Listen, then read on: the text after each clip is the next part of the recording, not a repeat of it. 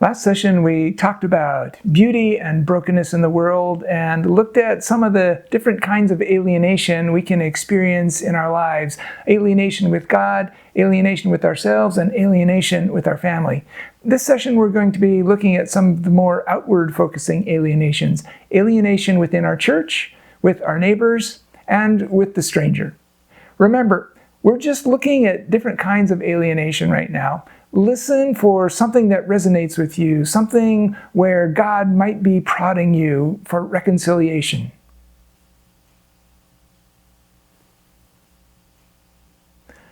Family is this central relationship in our lives, but interestingly, Jesus takes the idea of family and redefines it.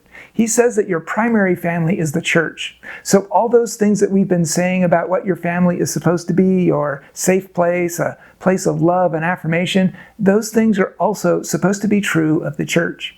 And I want to say something here. We use the word church in multiple ways. Sometimes we mean the local body gathered together. So our local congregation is the church. But church also refers to the broader church, to anybody who says Jesus is Lord. The body of Christ is pretty diverse. Chances are quite high that there are Christians out there who really irritate you. Christians you have a hard time respecting. But those people are your brothers and sisters. And you should be their safe place. They should be able to say that you have their back. Jesus takes this extremely seriously. You want to know what Jesus says the mark of the true Christian is? Not acts of service or what politician you support or what your position is on gay marriage or abortion or predestination. Jesus says you'll know who his followers are by the love that they show their Christian brothers and sisters. And not some weak affirmation, but the same kind of self-sacrificing love that Jesus had for you. So I believe that the greatest sign of your faith is not that you hold the right position on some issue. It's how well you love the Christians who disagree with you on that issue. Sometimes alienation is big like that, but sometimes it's more personal, a broken relationship closer to home. I knew two guys in my old church who hadn't spoken for a decade because of a business deal that went south. Maybe somebody embarrassed you in front of others. Maybe somebody broke a promise they made, or you told something to somebody in confidence and they just couldn't keep their mouth shut. Or maybe there's just somebody who irritates you. When you live life together in community, eventually something's going to happen. We're all broken people. We're all alienated from God to varying degrees, and this leads to alienation from others.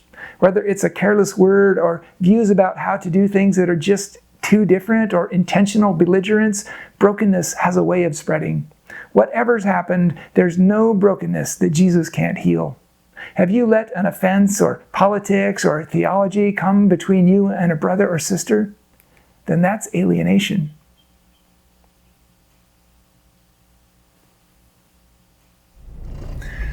This is my neighborhood. This is the house 2 houses down. I don't really know them. I think I met them one time when I was passing out notices about a party or something.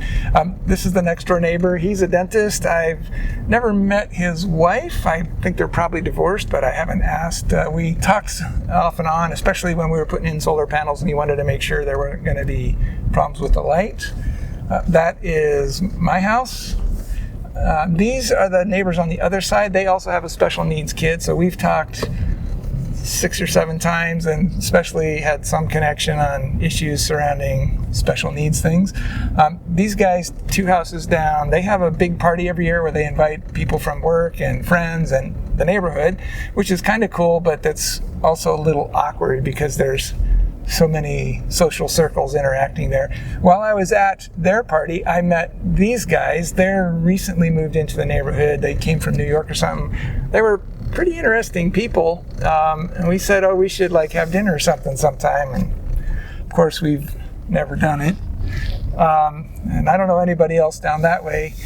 Coming back, looking at the other side, I've never met these people, and I've also never met these people. I met these guys, I think, once. Their mom or something died a year or 2 ago. I'm not really sure what happened. I didn't really follow up and see about anything. These guys just moved in maybe 2 years ago. We intended to go welcome them to the neighborhood, and somehow never really got around to it. Now I'm going down the cul-de-sac right across the street from our house.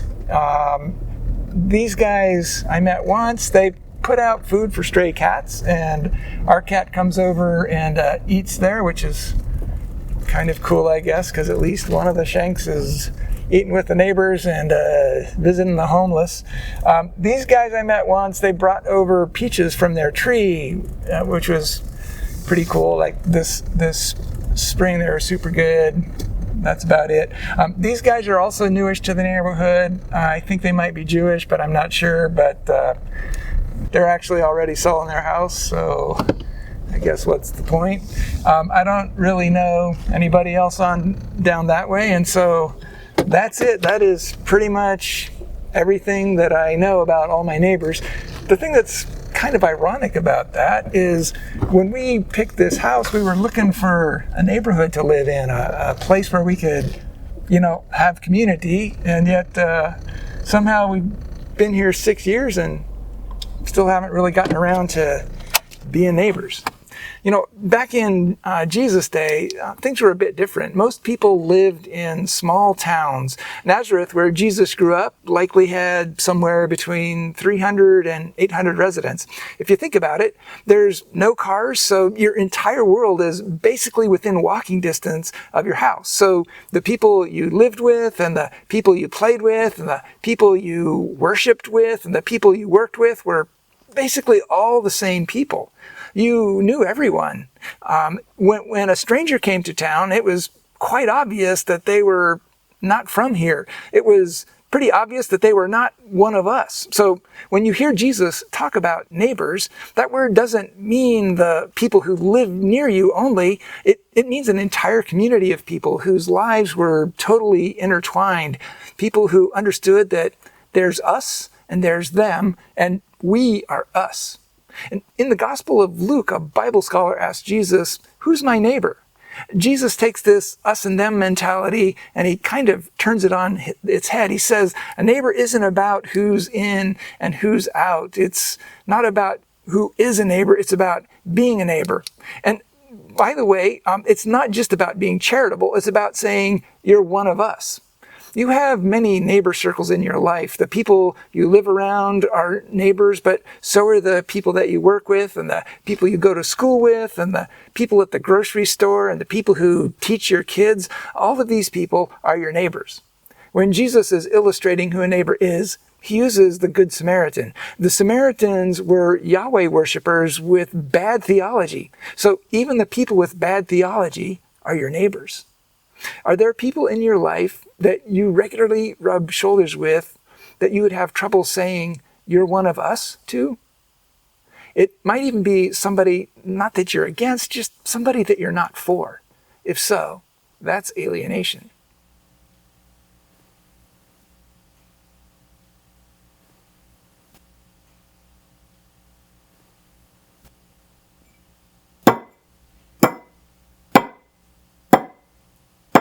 I once heard a man named Peter Dick bang a hard old piece of bread on the table and say, "Stale bread is not hard. What's hard is no bread." He then proceeded to read an entry from his father's diary. The entry was written during the Great Famine in Russia when Peter was 6 years old, and it simply stated that his little brother had just died from the famine, and they expected Peter to die shortly as well. But a couple of weeks later, food arrived from Mennonites in North America. That bread literally saved his life, and Peter went on to live another 90 years. Hearing him talk was an incredibly moving experience. Here was this Mennonite guy who looked just like us, saying, "When your mothers and fathers sent food to Russia, it saved my life." It took this abstract idea of sending money to help people and made it into something real. It turned a picture into a person.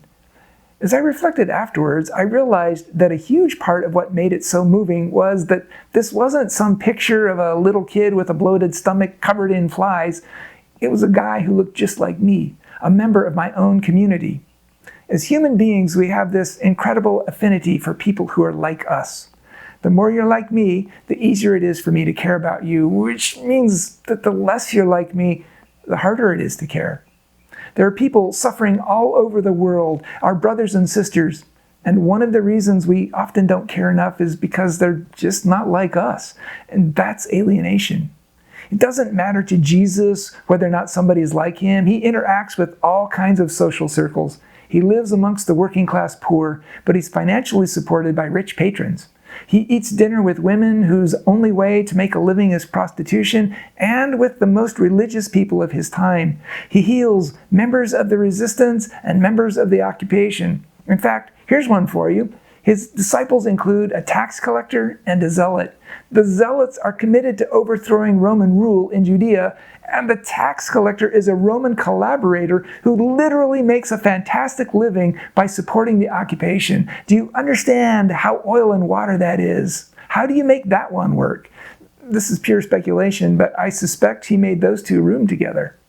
We often talk about celebrating our differences, but we tend to shy away from people who are too different from us. The stranger is more work to relate to, especially when they're, well, strange. So our natural tendency is to gravitate towards the people we're comfortable with. That doesn't just mean people who look like us or believe like us or have the same politics as us. It also means things like similar education and similar economic status and similar cultural values. Jesus crosses all those barriers. If there are people in your life that you avoid because they're too different, then that's alienation. In all three of these areas, our church family, our neighbors, our strangers, it's easy to put up barriers to create us and them scenarios. These tendencies are very human, but us and them are fundamentally alienation. Are there people in this world that you would struggle to call us? Today we're going to talk more about this. But when you go home, we have our only homework assignment for this series. This week, pray over the 6 areas of alienation we've discussed, and then choose an area to dig deeper into in the following sessions, something that resonates with you as an area of alienation. See your booklet for more information, and see you next week.